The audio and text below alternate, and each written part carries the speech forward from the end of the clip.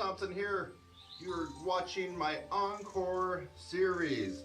These are videos and performances regarding myself and my teaching and tutorials going way back when, some as much as 6 years ago. Also, these are some of my more popular videos. Hope you enjoy it. This is the Encore series from Thompson and Trumpet Sizzle. Please watch. And don't forget to subscribe, comment, and like. I'll see you in the next one.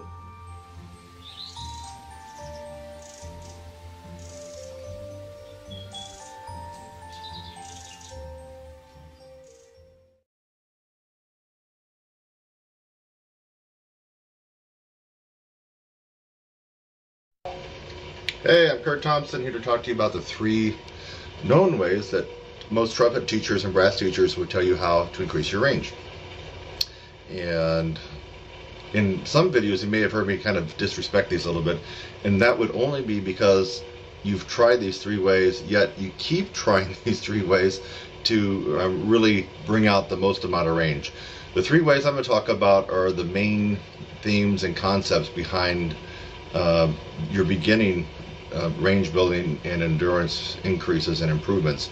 And this is what you're going to probably hear when you go to most instructors for private lessons, and maybe even on the internet forums. So this will get you actually a little bit of a ways. If you don't have any range at all or any endurance, you at least be making sure you're doing these. And that's why I'm giving these away for free, because it's something that you at least have to start at this point. It will only take you so far. So once you use these techniques and only get to a certain level, and you can't really seem to get beyond that, that's when you have to come to me in my course, the 16-week upper register course, and add another 3 or 4 notes to your range. But this will get you a little bit of a jump start, and might as well do it if you haven't been doing it. A lot of you watching this video will have already undoubtedly heard about these and have already been doing it, and then you're watching this to see if you can increase your range past that, but this won't help you. So you do these 3 until you reach a certain level where you plateau off, and you're not going to be able to break that barrier. You're going to have to do something different. And in this particular case, doing something different, I'll put my website address, would be taking a momentum-based course to really supercharge your range and endurance. But anyway, let's get to these 3 known mainstream techniques. Number 1, long tones. You go to any trumpet teacher around the world, any college, university, you ask about playing and increasing your range, they're going to tell you long tones. It could be in the form of pedal tones. F, pedal F. Or the harder range would be tier 2, would be your pedal Cs.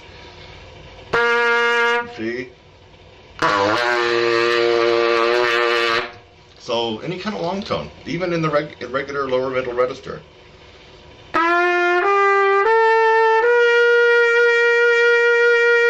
Or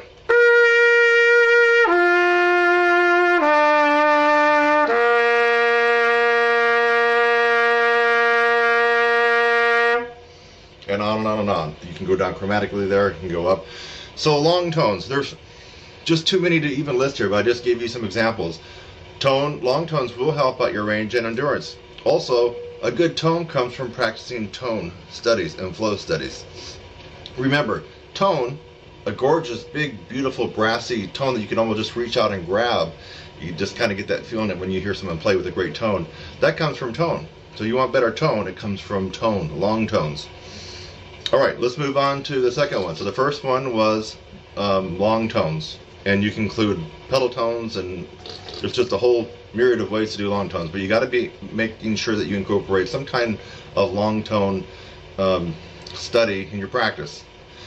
As far as how much to do it and what to do, that's where people like us come in handy, because we need to hear you play and get a feel for where you're at, and then we could better prescribe the right long tone study for you. Second thing would be lip flexibility studies. And lip flexibilities are broken down into 3 parts: glissandos, lip trills, and regular lip slurs. So you need to have that incorporated into your practice as well if you're trying to increase your range and endurance. Obviously, lip trills would be a very fast oscillation between 2 notes. G, start on G with a staff. Or it could be lower if your range isn't that high. Let's do a C. C to E.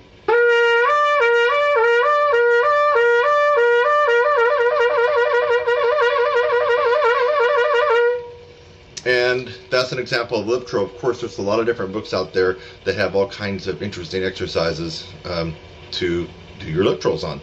My favorite right now, my favorite right now is Dr. Charles Colon Advanced Lip Flexibilities for Trumpet. It's a big red book with white lettering.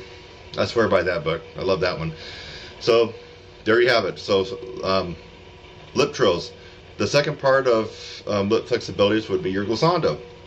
In fact, I remember reading Roger Ingram's book, and if my memory serves me correctly, he really swore by practicing 1-octave glissandos. I think that's his claim to range fame, if I remember what he said in his book. Now, don't quote me perfectly back because I read it a long time ago, but he really swore by 1-octave glissandos. So, and you're probably going to want to do them where at least you reach out of the staff, like A, or even high C. And then you can start at an octave.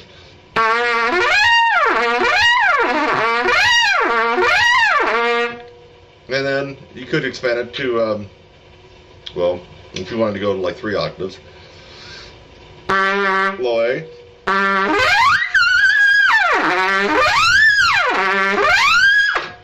So that's your glissandos. The third and final way, as far as lip flexibility is concerned, just basic lip slurs, easy for me to say. So you get it around the horn, and you're trying to be clean and precise with your lip slurs. Something as simple as this.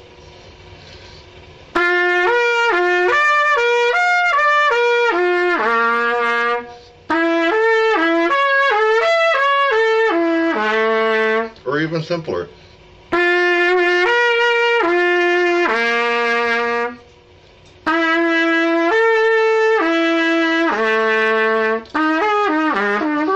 Get the idea. Lip slurs.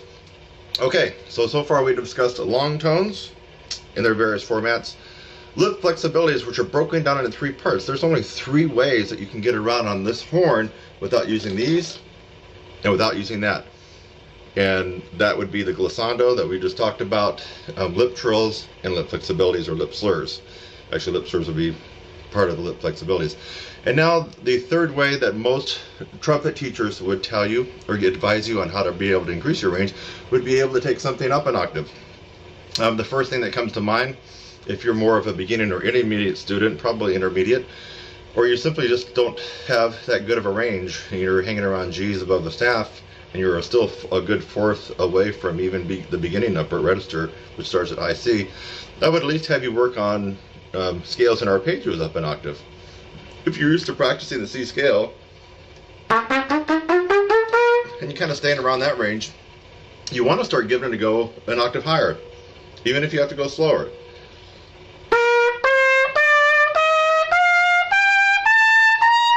Or arpeggios. If you're used to being in that range, try to see if you can squeeze it out an octave higher.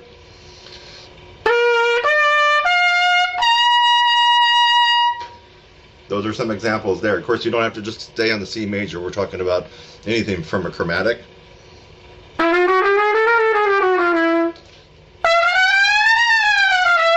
chromatics, arpeggios, scales, you name it. And then you can finally go to little tunes. They could be classical little things out of the Arbans, jazzy ones, anything that you've ever played, you can try to take it up an octave. Something simple like this.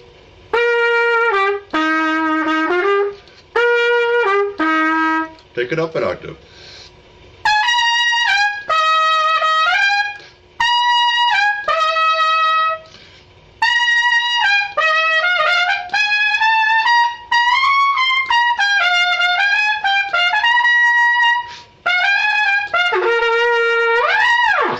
Okay, that was Sesame Street. So I'm just doing this off the cuff. You know, I didn't have any set list that I'm going off for this particular video tutorial. But anyway, this is gold. If you haven't already been doing this, and you want to skyrocket your range and your endurance, this is a no-brainer, folks. You got to be doing at least the 3 things that trumpet teachers around the world would tell you to do, even if they really can't play that high in the upper register, or they don't specialize. They're going to tell you these 3 things. What were they again? Long tones in all their various forms. Number 2, lip flexibilities, and there's only 3 ways we can get around the horn lip flexibility wise. Lip trills, right? Glissandos, and lip slurs. And finally, the 3rd thing is to start just getting the courage and being confident and take some stuff up an octave. It could be your band part in 8th grade band if you're an 8th grader. It could be some little licks that you've learned. It could be scales, chromatics. Just start with the idea like, hey, let me just see if I can take this up an octave. So, I'm Kurt Thompson. My site is www.trumpetsizzle.com. You can email me at kurt@trumpetsizzle.com. Now, you're going to use these techniques, and they're going to take you a little bit of the way up. But you're going to find at some point you get stuck. Everybody gets stuck, and that's why they come to me or other people that teach and kind of focus on the power side of the horn, the physical part, the volume, the tone, the sound, the range, the endurance. So anyway, I hope that you got a little something out of this. And if you already knew this, great, it was a review. And then go get my course. Come on. You want to get another 4 or 5 notes? I know you do, right? Bye-bye.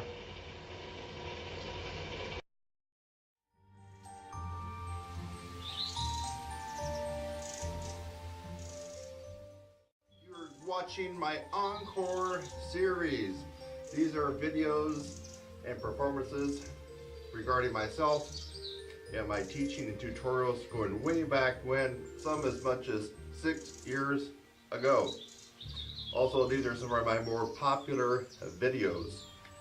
Hope you enjoy it. This is the ENCORE series from Kurt Thompson and Trumpet Sizzle. Please watch. And don't forget to subscribe, comment, and like. I'll see you in the next one.